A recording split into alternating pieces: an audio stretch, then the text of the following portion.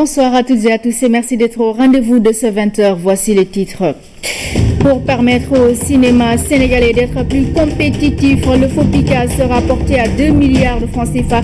Annonce faite par le chef de l'État qui recevait hier soir les lauréats du FESPACO 2017. Dans cette dynamique d'appui au secteur, le président de la République a inauguré la salle de cinéma Canal Olympia Teranga. Nous reviendrons sur tous ces points avec notre invité, le directeur de cabinet du ministère de la Culture, Rémi Sagna. Bonsoir et merci d'être avec nous. Normalisation du secteur informel en fonds de 2 milliards 500 000 est mis en place pour faciliter la migration.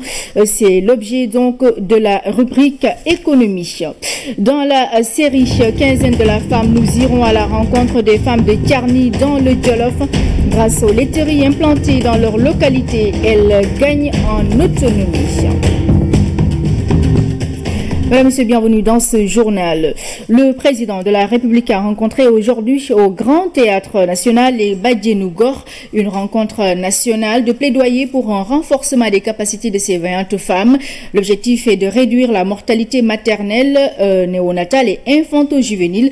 L'implication des Badjenougor dans la mise en œuvre des politiques sanitaires et sociales a été saluée, notamment par le partenaire technique et financier. Un vibrant hommage leur a été rendu par le chef de l'État, compte rendu Aboubakry Kane.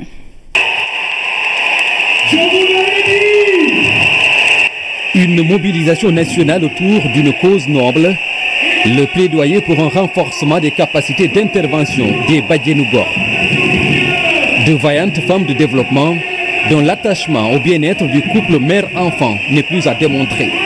Il s'agit d'une part de valoriser l'apport contributif, combien important des Badjenougor, et d'autre part mettre en exergue notre dispositif de lutte contre les décès des mères et des enfants. Deux cibles qui participent à l'harmonie de la famille, mais au-delà, les Badjenougor œuvrent pour la santé des populations.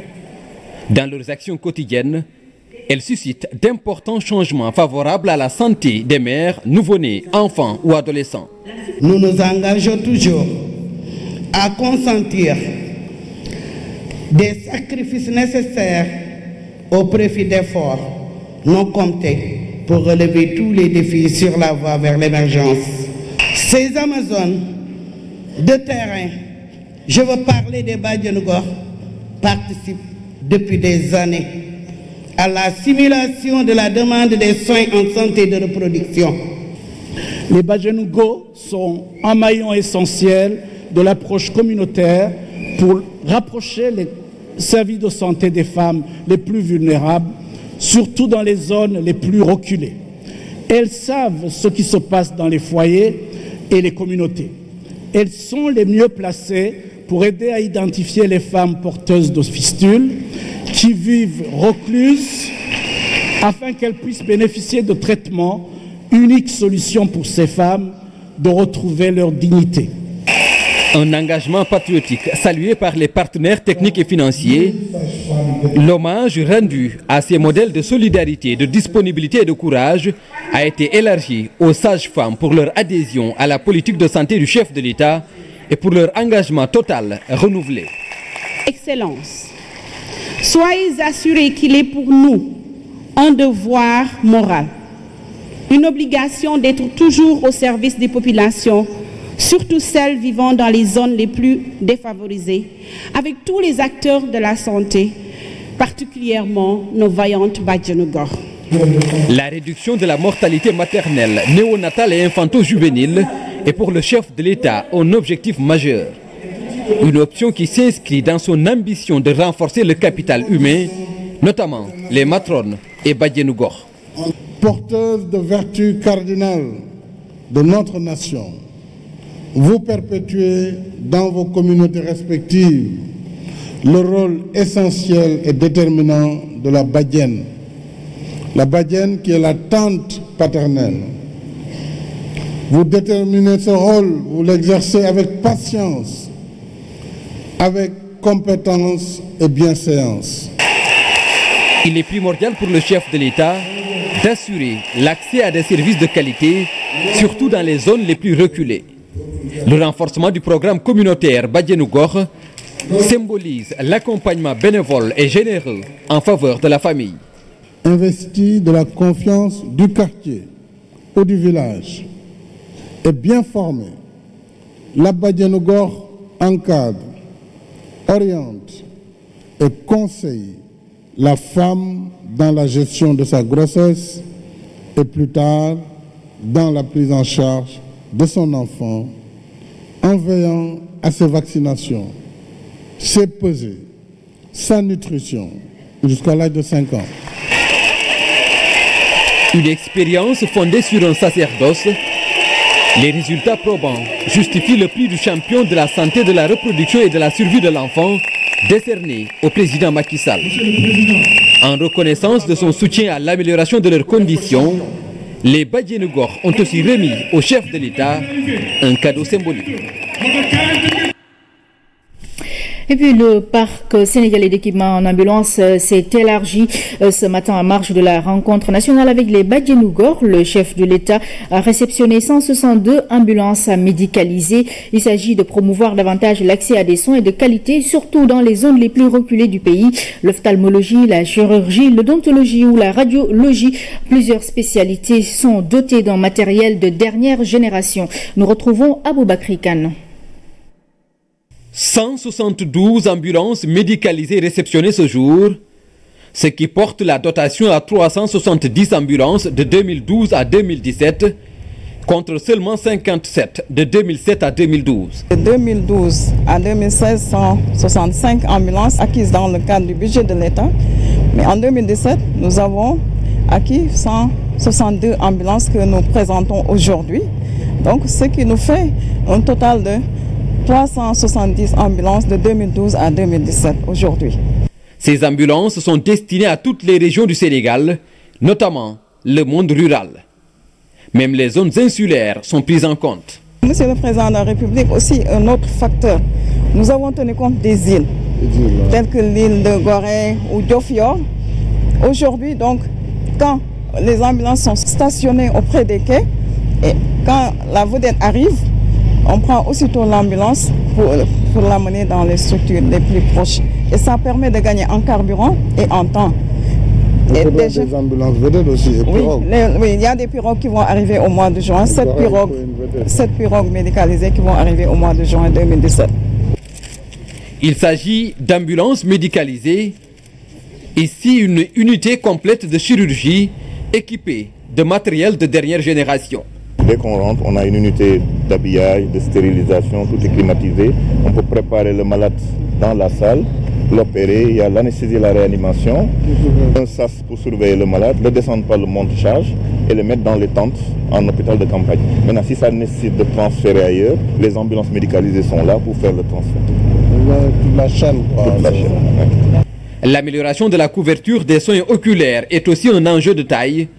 L'unité ophtalmologique vient combler les manquements notés par endroits. Ça permettra de bien prendre en charge ce qu'on appelle les cataractes avec la dernière technique. Parce qu'il y a... on a fait beaucoup, Monsieur le Président. Et le besoin, il est aussi assez important. Et cela va contribuer certainement à renforcer l'offre qui est déjà assez conséquente. On est passé de 5 000 cataractes à près de 14 000 au cours de ces 5 dernières années. Et il est possible d'aller encore un peu plus loin. Autre unité mobile pluridisciplinaire de type 2, avec des cabinets ophtalmo, odonto, ORL et radiologie. Une volonté de moderniser le système de santé en vue de réduire considérablement la mortalité maternelle et infantile.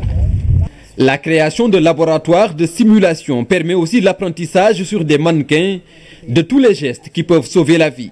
Donc nous avons ici un mannequin grandeur nature, moyenne fidélité, qui permet de faire des gestes de réanimation et des gestes pour sauver la vie de la mère. Ici aussi au nouveau-né pour leur apprendre à respirer et à survivre après la naissance. Donc cette expérience a été menée dans des pays africains et au Sénégal avec des résultats probants. Et nos étudiants aussi en médecine sont formés maintenant avec l'approche simulation parce qu'il faut respecter le principe de ne jamais faire un geste pour la première fois sur un vrai patient.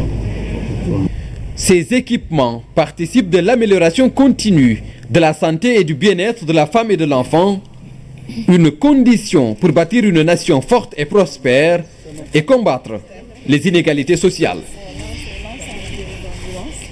La fiche d'audience du président de la République à présent, il a reçu ce mercredi l'ancien Premier ministre Souleymane Ndéné Ndiaye. Le secrétaire général de l'Union nationale pour le peuple Bok Djimou entend cheminer avec la mouvance présidentielle pour les prochaines élections.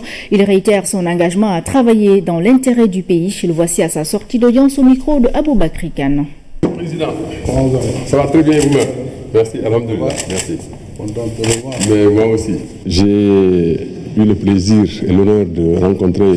le Président de la République à la suite de l'appel qu'il m'avait lancé pour le rejoindre, pour travailler avec lui dans l'intérêt de notre pays. Donc c'est faisant suite à la réponse positive que j'avais marquée par rapport à cet appel qu'il m'a convié à cette rencontre-là, au cours de laquelle nous avons discuté du Sénégal.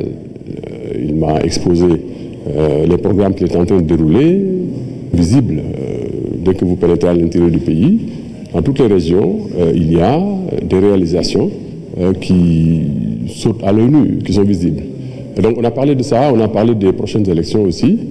Et bon, on envisage de cheminer ensemble dans le cadre de ces élections-là parce que les gens ne comprendraient pas que nous ayons accepté la main tendue par le président Macky Sall et que nous puissions aller seuls à ces élections législatives. Donc je voudrais ici aussi, maintenant, réitérer mon accord à travailler avec le président Macky Sall dans l'intérêt du pays. Je le disais en titre du nouveau à Dakar, la salle de cinéma et de spectacle Canal Olympia Teranga a été inaugurée aujourd'hui par le chef de l'État. Longtemps sevrée d'espace cinématographique, la capitale sénégalaise dispose désormais d'une salle de cinéma moderne aux normes standards avec une capacité de 300 places et d'une scène ouverte qui peut accueillir plusieurs milliers de personnes. C'est le fruit d'un partenariat public-privé, nous dit Pape Biram Biguendiaye. C'est dans l'air du temps. Le renouveau du cinéma sénégalais porté par le président Macky Sall ouvre une nouvelle séquence dans l'animation culturelle de la capitale. Dakar met fin à une dizaine de salles de ciné, puis offre ce qu'il y a de meilleur aux populations. Voici la salle de cinéma et de spectacle, le Canal Olympia Teranga, avec déjà ses avant-premières. On est fatigué. Majorité, opposition, ils sont tous les mêmes. Je suis l'opposant numéro 1 de ce pays. Allez dire à président fondateur que jamais il m'achètera avec de l'argent volé. Récent.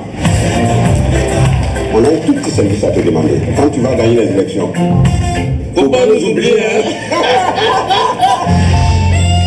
Il est composé d'une salle de cinéma de 300 places. J'espère que vous êtes confortablement installés. Et une scène ouverte extérieure qui permet d'organiser des concerts pour plusieurs milliers de personnes. Le groupe Vivendi a voulu célébrer le 7e art en dotant cette salle des équipements de projection et de sonorisation des plus modernes. Projection numérique qui permet de sortir des films en simultané mondial, écran scope de 14 mètres, son Dolby 7.1. C'est un partenariat public-privé qui a abouti à la naissance de ce bijou. Une synergie entre le groupe Vivendi, numéro 1 mondial de cinéma et de musique, et Canal, plus d'une décennie de présence en Afrique. Canal Olympia Teranga fait ressortir mythe et prestige. Ce projet a pu être réalisé grâce à la volonté du président Macky Sall. Une volonté d'offrir aux populations cet espace convivial de loisirs, de détente et de retrouvailles autour du cinéma. Si nous sommes aujourd'hui en train d'inaugurer cette salle, je le dis à l'ensemble des acteurs culturels du Sénégal, si on est en train d'inaugurer cette salle, nous le devons à la détermination et à la volonté du président Macky Sall. Je tiens, mes chers amis et collègues, à témoigner notre reconnaissance et notre gratitude au chef de l'État pour son engagement à nos côtés, mais ce n'est pas un engagement simplement pour que ça, c'est un engagement aussi auprès du peuple sénégalais qui avait besoin de ce type d'investissement pour qu'il se réalise, parce que tout le monde sait à quel point les Sénégalais tiennent à leur culture et à leur patrimoine culturel. Le président de la République salue cette œuvre magnifique qui va redonner un souffle nouveau au cinéma sénégalais à travers une animation culturelle très dense. L'édifice allie confort et sécurité avec une autonomie énergétique grâce à un système solaire d'une capacité de 150 kVA. Aujourd'hui, c'est une renaissance. L'inauguration de cette belle salle qui abrite notre cérémonie témoigne de ce retour tant souhaité et par les acteurs et par le public qui avait la nostalgie des nuits de cinéma. C'est le lieu de féliciter vivement Vincent Bolloré et son groupe. Lorsque nous nous sommes vus à Paris il y a à peu près un an et demi, il avait pris l'engagement de lancer ce modèle de salle de cinéma, mais avec un prime, il me disait, avec de l'énergie renouvelable, du solaire et des batteries qui permettraient d'accumuler, de garder l'énergie produite dans la journée et donc de faire que ces salles soient des salles tout à fait vertes en termes d'environnement, en termes d'adaptation au changement climatique, et c'est cela qui est tout à fait exceptionnel pour cette salle de Canal Olympia. Protecteur des arts et des lettres, le président de la République permet ainsi aux cinéphiles de renouer avec l'ambiance des salles de cinéma. C'est le moment de la réconciliation. En réconciliant Dakar avec le cinéma, nous rendons hommage aux pionniers et aux talents qui ont hissé le cinéma sénégalais très haut. Semben Ousmane, Djibril Diop Mambeti, Ababakar Samb et tous les créateurs de rêves. Nous exhortons en même temps les générations actuelles à laisser exploser leurs talents pour offrir au Sénégal, à l'Afrique et au monde des œuvres grandioses qui, en même temps que la diplomatie ou notre modèle démocratique et nos performances économiques actuelles, portent le Sénégal à tous les rendez-vous essentiels du donner et du recevoir. Situé à l'extrême gauche du Grand Théâtre National, Canal Olympia Teranga n'est pas qu'une simple salle de cinéma de 300 places. Elle dispose également d'une esplanade d'une capacité de plus de 1000 personnes destinée aux concerts et gros spectacles. Toujours au chapitre des bonnes nouvelles pour le cinéma, le président de la République annonce 2 milliards pour le FOPICA. Il a reçu hier soir les lauréats du FESPACO 2017. À Ouagadougou, le Sénégal a remporté les talons du Yenenga, le prix du meilleur documentaire et le trophée de la meilleure série télévisée. Des résultats obtenus grâce à la mise en place d'un fonds d'1 milliard par an pour booster la production, effort salué par la communauté cinématographique sénégalaise. Aboubakri Kane, compte rendu de la rencontre. 3 distinctions qui font la fierté de la communauté cinématographique sénégalaise. Les talons d'or du Yenenga, le prix du meilleur documentaire et celui de la meilleure série télévisée décernée à Tundu Wundu.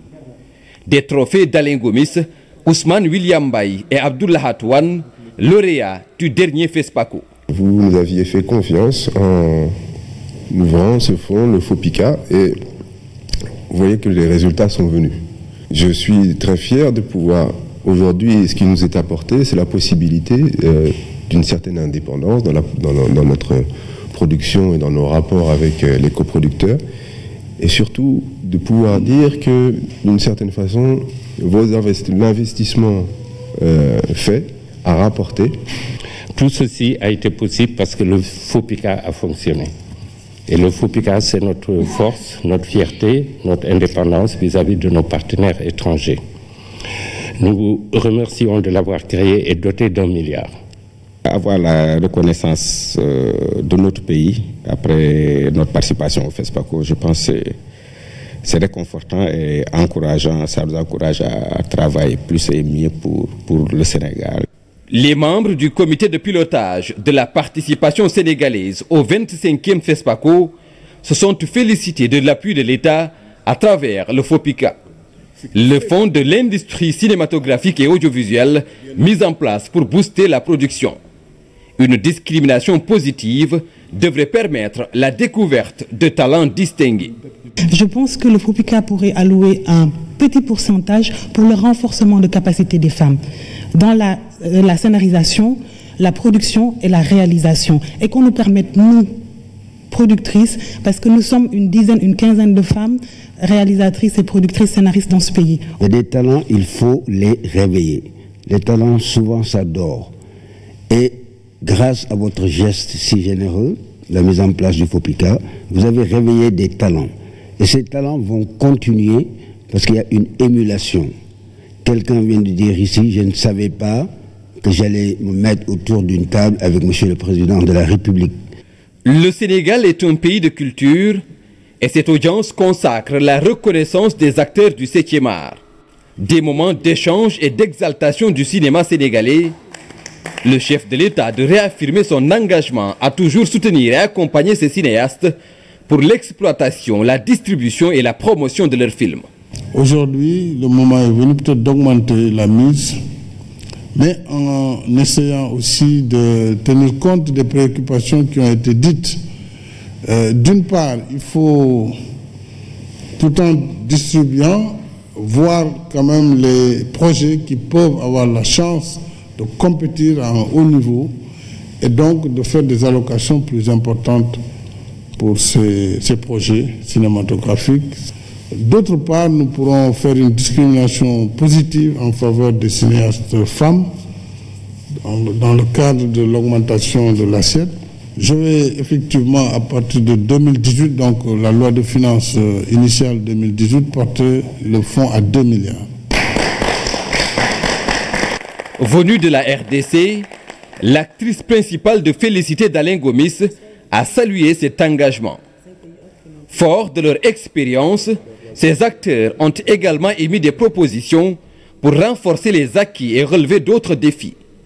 Il s'agit entre autres de la création d'un centre national de la cinématographie, l'implantation de salles de cinéma dans les capitales régionales et l'autonomisation du FOPICA.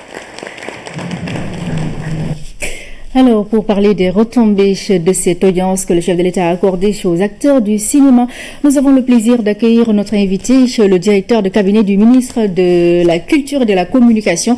Bonsoir, monsieur Rémi Sagna, et merci d'être avec nous. Merci beaucoup, bonsoir. Voilà, très bien. Alors, le chef de l'État a annoncé 2 milliards pour le FOPICA. Il a également inauguré une nouvelle salle de cinéma aujourd'hui dans la capitale sénégalaise. Peut-on dire que c'est un nouvel élan pour le cinéma sénégalais ? En effet, moi je crois qu'il faut le voir comme ça. Le chef de l'État a bien voulu recevoir la délégation qui avait participé au dernier FESPACO et qui est revenue auréolée je peux dire, de gloire, avec un certain nombre de trophées. Le chef de l'État a tenu à manifester une nouvelle fois sa sollicitude à l'endroit de la culture et plus particulièrement cette fois-ci à l'endroit du cinéma. Et effectivement, avec toutes les dispositions qui sont prises, avec les différentes annonces que le chef de l'État a faites hier, à savoir porter le fonds qui est de 1 milliard à 2 milliards à partir de 2018, éponger les dettes des cinéastes défunts dans le cadre de l'ancienne Société nationale de production, réaffirmer sa volonté de permettre la création d'une cité du cinéma à Diamniadio, le Centre national de la cinématographie. Je pense que toutes ces grandes décisions, fortes décisions, prouvent encore une fois que le chef de l'État a pris la mesure véritable de ce que constitue le cinéma aujourd'hui dans le contexte de la culture d'une façon générale, mais dans le contexte mondial, et la dimension économique que représente le cinéma. En tout cas, nous avons été hier particulièrement réconfortés par les décisions du président de la République, qui ont d'ailleurs abouti à des remerciements chaleureux, renouvelés de la part des acteurs présents à cette audience-là, et nous pensons qu'effectivement qu'il a marqué une nouvelle fois sa volonté, sa sollicitude et surtout la confiance qu'il a dans les talents des créateurs sénégalais, en particulier ceux du cinéma. Alors, revenons sur cette mesure, cette décision de rallonger le FOPICA qui va passer maintenant à 2 milliards. Comment cet argent va être investi au profit des acteurs du cinéma d'abord? Vous savez, le FOPICA marche d'abord sous la forme d'un projet qui est porté par un comité de gestion qui reçoit un certain nombre de projets, les analyse, les apprécie et alloue un montant X pour favoriser effectivement la production de ces projets, en tout cas de ces projets de films. Je crois que ça va continuer, ça va probablement s'élargir parce que les différents domaines qui sont, je devrais dire aujourd'hui, soutenus par le FOPICA sont la production, l'exploitation, la diffusion, mais également la formation des acteurs. Le chef de l'État a donné quelques orientations en ce qui concerne l'utilisation de ces ressources-là. Vous avez entendu tout à l'heure dans le reportage qu'il a souhaité que les films à fort potentiel soient davantage dotés pour lui permettre véritablement de se réaliser dans les meilleures conditions possibles. Le président de la République a souhaité que une discrimination positive puisse être faite à l'endroit des cinéastes femmes. Je crois que ça, c'est une dimension qui est importante. Effectivement, elles ne sont pas très nombreuses.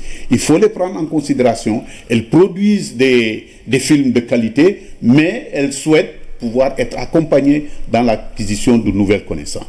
Le président de la République a aussi souhaité que ce fonds-là continue à être bien géré, mais également à répondre aux attentes de ceux qui le gèrent, c'est-à-dire le fonctionnement de ce fonds-là. Mais il a surtout aussi mis l'accent sur la question de la formation, la question de l'appui aux producteurs. Et je pense que avec un montant comme celui-là, à partir de 2018, nous allons pouvoir faire des choses merveilleuses. Et je crois pouvoir dire qu'avec les talents que nous avons, nous aurons encore des productions de très grande qualité qui nous vaudront de nouveaux lauréats.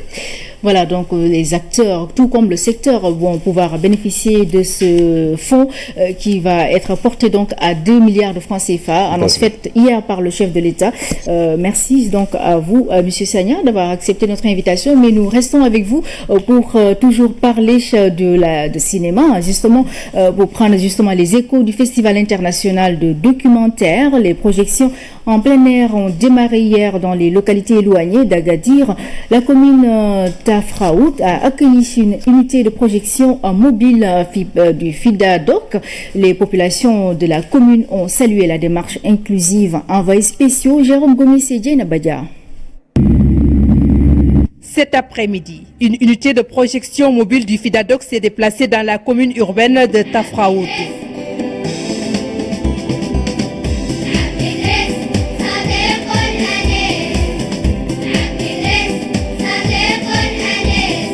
Tafraout est une petite ville berbère de l'anti-Atlas marocain. La commune est située au sud d'Agadir, au cœur de la vallée des Amènes. Il y a à peu près 107 km entre Tiznit et Tafraout et peut-être que 90 km entre Tiznit et Agadir. Les populations, tout âge confondu, sont venues assister à la projection de films de la marocaine Tala Hadid, intitulé Tigmin Inkrid, la maison dans les champs. L'auteur relate la vie quotidienne des membres d'une communauté amazigh, communément appelée berbère. Les habitants de Tafraout s'y retrouvent. C'est intéressant pour nous, pour regarder ce film qui représente la vie des berbères entre les montagnes du Haut Atlas et de l'Anti-Atlas.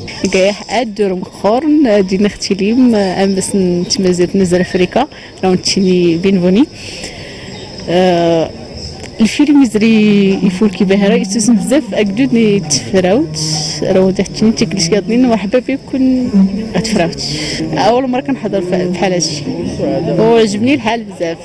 Les projections en plein air se poursuivent dans toute la région Souss-Massa.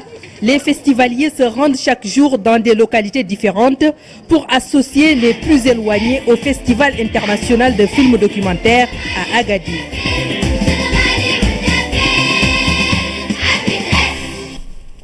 Voilà pour le chapitre consacré au secteur de la cinématographie. Forum paix et sécurité, défis sécuritaires actuels en Afrique pour les solutions intégrées. C'est le thème de la 4e édition du Forum international de Dakar qui se tiendra les 13 et 14 novembre prochains. Ce jeudi, le ministre des Affaires étrangères et des Sénégalais de l'extérieur a présidé la cérémonie de lancement. Seydina Alunfal, compte rendu. Le ministre des Affaires étrangères et des Sénégalais de l'extérieur a présidé cette cérémonie de lancement de la 4e édition du Forum international de Dakar sur la paix et la sécurité en Afrique. Cette année, le thème retenu est défis sécuritaires actuels en Afrique pour des solutions intégrées. Remercier donc le président Macky Sall d'avoir porté cette initiative depuis le sommet de l'Élysée en 2013 et puis, cher mon cœur, d'avoir développer cette architecture, ce projet, l'organisation, le contenu scientifique sous votre autorité. Les 3 précédentes éditions ont connu un succès, ce qui démontre l'utilité de cette rencontre informelle. Le caractère informel du forum, auquel l'État du Sénégal et ses partenaires sont attachés, favorisera assurément le dynamisme des débats, l'identification de la sélection de ruptures à envisager et des continuités à préserver sur le difficile chemin du progrès dans la construction et le renforcement de la sécurité, de la paix et du développement en Afrique. Maître d'œuvre, le ministère des Affaires étrangères et des Sénégalais de l'extérieur organise ce 4e Forum international de Dakar sur la paix et la sécurité avec l'appui de ses partenaires. Le terrorisme et l'extrémisme violent, malgré les efforts déployés et les résultats obtenus, restent encore des menaces persistantes contre lesquels nous devons continuer le combat. Notre forum a pour vocation de maintenir une vigilance et une forte mobilisation par une réflexion partagée et des réponses communes. Lors du dernier sommet Afrique-France de Bamako, les chefs d'État et de gouvernement présents ont renouvelé leur soutien au forum de Dakar et appelé à une participation accrue à cette rencontre. La 4e édition du Forum international de Dakar sur la paix et la sécurité en Afrique se tiendra à Diamniadio les 13 et 14 novembre prochains. Direction Abuja au Nigeria où la 4e législature tient sa première session ordinaire de l'année 2017. Les échanges entre donc les parlementaires de l'espace CEDEAO vont durer 2 semaines. L'occasion est saisie pour faire la situation économique et sociale de l'espace. Envoyés spéciaux Matar Kassé et Claire Diop. À travers ces rencontres, la 4e législature travaille à encourager l'intégration sous-régionale, mais aussi à préserver et à renforcer la démocratie pour faire face ensemble aux multiples défis. La coopération interparlementaire devra toujours demeurer une de nos exigences fortes pour arriver à bout des difficultés de l'heure auxquelles est confrontée notre communauté. Ces difficultés qui ont pour nom terrorisme, famine, crise humanitaire, réchauffement climatique, mauvaise gouvernance, etc., doivent nécessairement continuer à recevoir les réponses appropriées de notre Parlement. En ce moment particulier de l'histoire de notre Parlement, nous avons tous un grand rôle à jouer dans la consolidation de l'intégration régionale que nous appelons de tous nos vœux.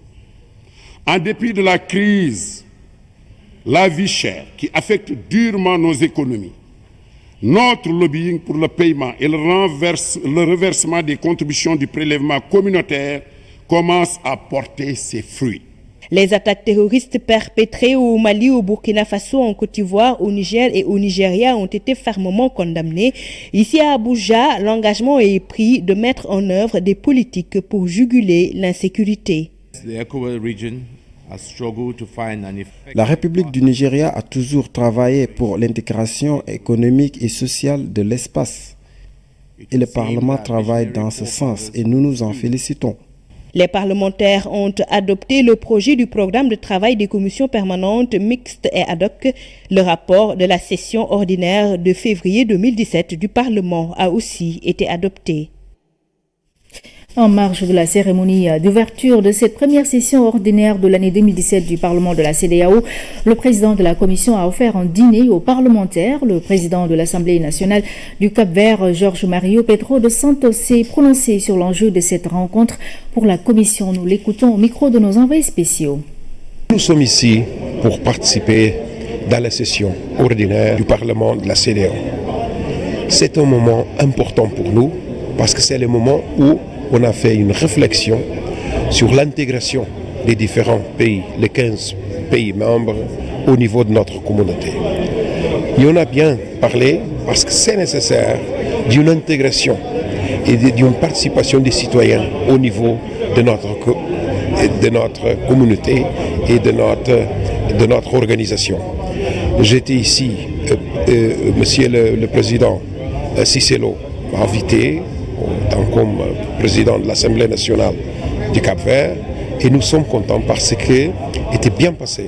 On a contacté avec les députés de CEDEAO et la préoccupation d'intégration, c'est important au niveau des hommes d'affaires, au niveau des députés, mais aussi au niveau des hommes de culture, au niveau social, pour faire l'échange entre les différents pays au niveau de notre sous-région.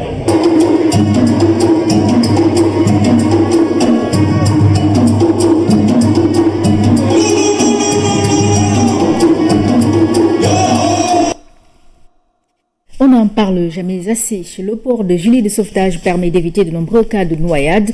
La question a fait l'objet de communication en Conseil des ministres hier. Et pourtant, des actions de sensibilisation sont régulièrement menées par la Direction de la protection et de la surveillance des pêches. C'est un reportage de Lamine Touré. Pour des raisons administratives, ils gardent la maison. La plupart des responsables, y compris le directeur général de la Direction de la protection et de la surveillance des pêches, sont sur le terrain à Saint-Louis pour sensibiliser sur la sécurité maritime. Présentement, au niveau de cette structure, le directeur et les autres membres sont en mission à Saint-Louis. Ils sont actuellement en concertation avec les acteurs de Saint-Louis quand même pour la mise en œuvre de nouvelles dispositions allant à quand même réduire les risques liés à la sécurité des pêcheurs artisans.